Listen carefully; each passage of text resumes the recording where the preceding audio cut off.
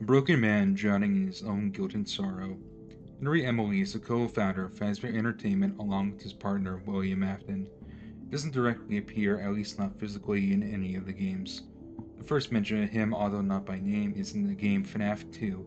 Chronologically, he is mentioned Secret of the Mimic by Edwin and Fiona, Edwin's mimic wife, and then FNAF 2, and then Freddy Fazbear's Pizzeria Simulator. There is another version of him that takes place in a separate continuity. Oh, another thing that I mentioned, that William Afton murdered his daughter, Charlotte Emily.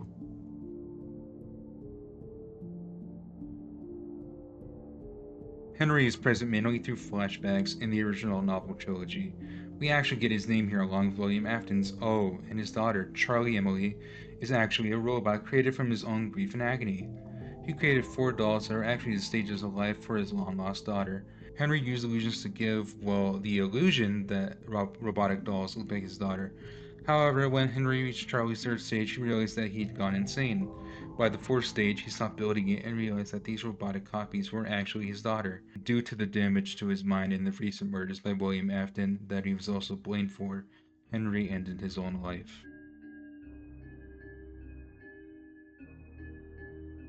My dearest Jenny, I had an entire list of instructions written out for you. Schedules and timetables, keys and procedures. You have indulged me so much, and it's only now, at the end, that I see how it has helped me get through these dark times, but also how ultimately empty it has been.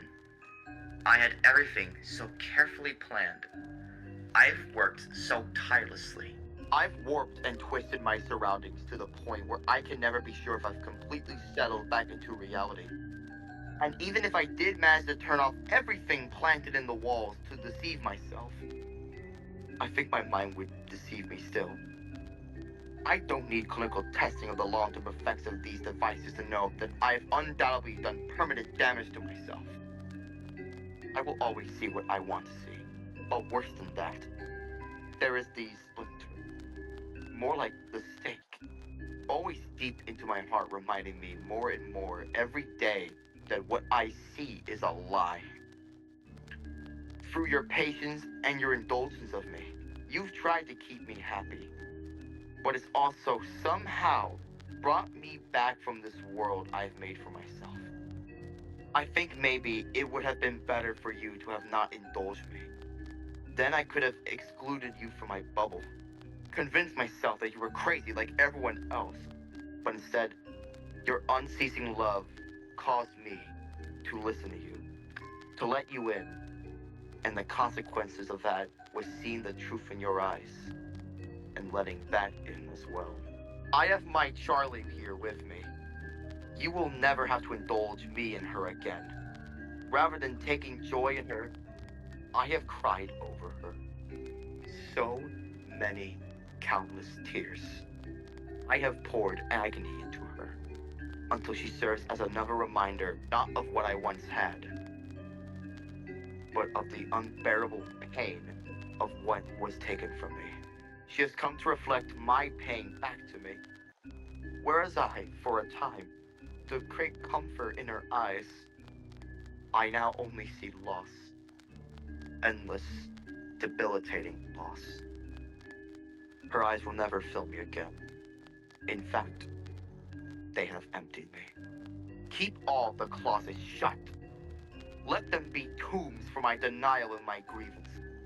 My only lasting instruction for you concerns the fourth closet. It is not enough to keep it shut. You must keep that one sealed and buried. My grief was already beginning to awaken me to reality when I began what was to be her final stage. When I rose slightly from the depth of my despair, I saw that I had no choice but to cease my work, for I was only feeding my own delusion. My old faithful partner, who I can only hope now is in a grave of his own, took what I had begun and made something of his own. Something dreadful. He crafted my beloved work into something of his own and endowed it with who knows what kinds of evil. I was able to stop him and to seal away what he made. And you, Jenny, must ensure that the seal remains. I would instruct you to demolish the house if I could trust that it could be done effectively. Keep it, and make sure the world forgets it. Then, someday, after many decades have passed and no one remembers, fill it with every kind of flammable thing and burn it to the ground. Stand in close guard to put a bullet into anything that emerges from the rubble, no matter what or who it looks like. I'm going to be with my daughter. Love always and to the end. Henry. Unfortunately, this doesn't stop the Fourth Stager Charlie from reappearing in the final book, The Fourth Closet.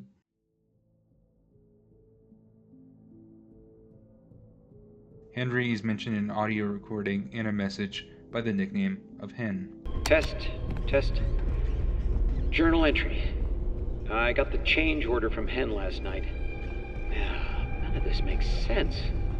I'm almost done. Why change it now? It would be so much easier to keep using the spring locks.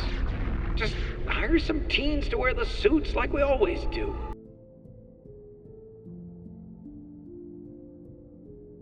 As said in the intro, Henry is not mentioned by name in the second game, but is mentioned by Ralph in the Night 5 phone call. We're going to try to contact the original restaurant owner. I think the name of the place was Fredbear's Family Diner or something like that. It was closed for years, though. I doubt we'll be able to track anybody down.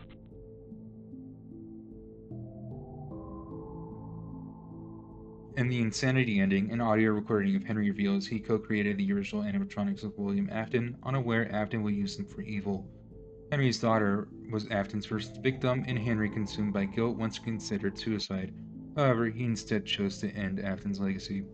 He designed Lefty to learn the puppet. He guides the manager of Freddy Fazbear's Pizza Place in salvaging animatronics under the guise of spare parts per their contract. If the player fails to salvage all the animatronics, Henry fires them at the week's end. In the completion ending, Henry interrupts Scrap Baby, calling her Elizabeth, Afton's daughter.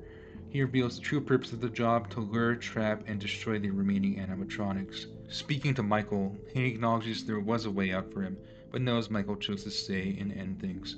Henry urges the animatronics to release the soul within and condemns Afton. Although for one of you, the darkest pit of hell has opened to swallow you whole, so don't keep the devil waiting, old friend. He apologizes to his daughter, the puppet, for failing to save her and asks her to rest. As he sets the building ablaze, Henry perishes alongside Michael and the animatronics. His ultimate fate is unknown, but it is hope he finally found peace, reunited with his daughter at last.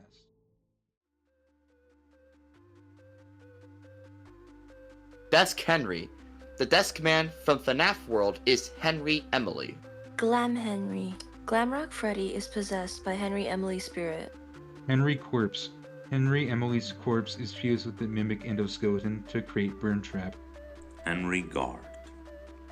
Henry Emily is the night guard of Fazbear's Fright, the protagonist of FNAF 3. Henry MM. Henry Emily is the yellow man from Midnight Motorist. Henry OMC. Old Man Consequences is the spirit of Henry Emily. Hey, thanks for watching. Shout out to my friends who helped me make this video. That is just a taste of what's to come with the Iceberg, which will probably never come out until like March. Thank you for watching, and don't go insane.